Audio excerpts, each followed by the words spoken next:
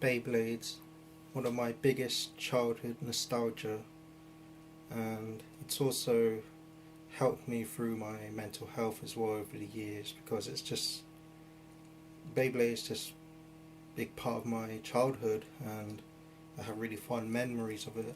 So for those of you who don't know what Beyblades are, they are spinning tops that battle each other in an arena, and two or more players launch them at the same time in like a concave arena, and then they battle each other, and then there's usually three pits on the side, so they get hit in. If you knock your opponents into the pit, then you win a point, or if their top spins, like stops spinning before yours, then you also win.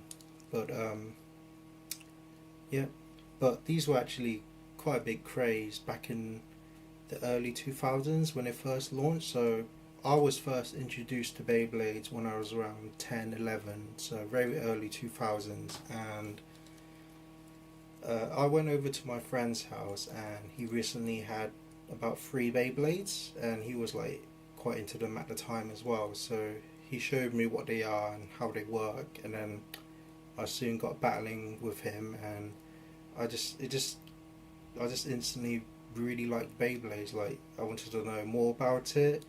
Really liked all the different designs they have. So the one I'm currently holding is called Warburg or Warborg, and it's also my very first Beyblade which I got. So this Beyblade has a lot of huge nostalgia and memory for me, and surprisingly, it's actually, to this day, like, I actually think this is one of like the best Beyblades. Like, I've got about, like, I collected about somewhere in the 20 Beyblades like throughout the years, and after getting them, like, this one has always stood out on top. Like, whenever I pit them against each other, pit this one against all my other ones, this one always won.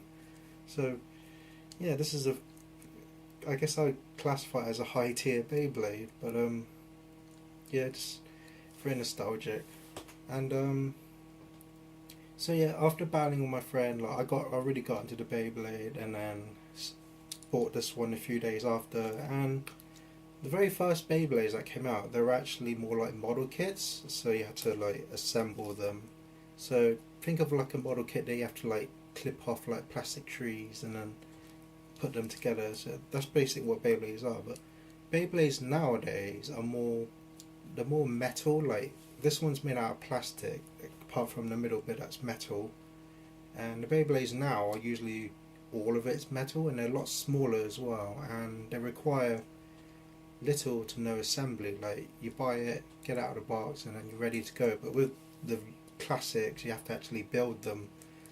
So I had a lot of fun building them as well, and just very nostalgic and stuff. And getting into the toys as well, I also got into the anime, which also aired in early 2000s, and I was just immediately hooked. Like, I watched, like, I bought the seasons on DVDs and stuff, and I just watched every episode many times. Just couldn't stop watching it. I just watched from episode 1 to like episode 20 something, and then once I finished that, I started again, just watched through it.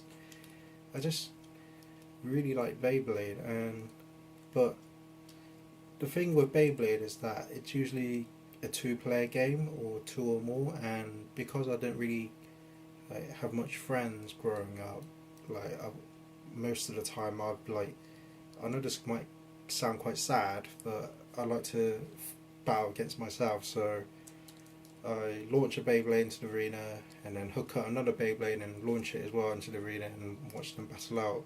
And as I said before, this one usually won. So yeah, that's, and then just as I collected over the Beyblades as well, like, I mean, as you, from if you can tell from this one, the condition of it is quite, like, it's quite worn off, and the stickers are starting to fall off and stuff. So, but, and the plastic feels very brittle as well, so it might be quite risky battling them now. But I mean, and just But going back to the anime, just watching the anime and watching all the fierce fights, just very impactful. And then hearing the words three, two, one, let it rip, and then you hear the launcher whoosh, swish it, and then the Beyblade hits the arena. It creates that dung dung dung sound, and then the Beyblades just cling cling clash. It's just very nostalgic. Apart from the toys and the anime of Beyblade, I also got into the trading cards. So I also collected the trading cards, and I don't have them all, but I do remember vividly, like every time I got pocket money, I go into the store just opposite my house, and then it was like a small agency that sold like your general magazines and newspapers, but it also sold like trading cards. So that's why I got a majority of these cards.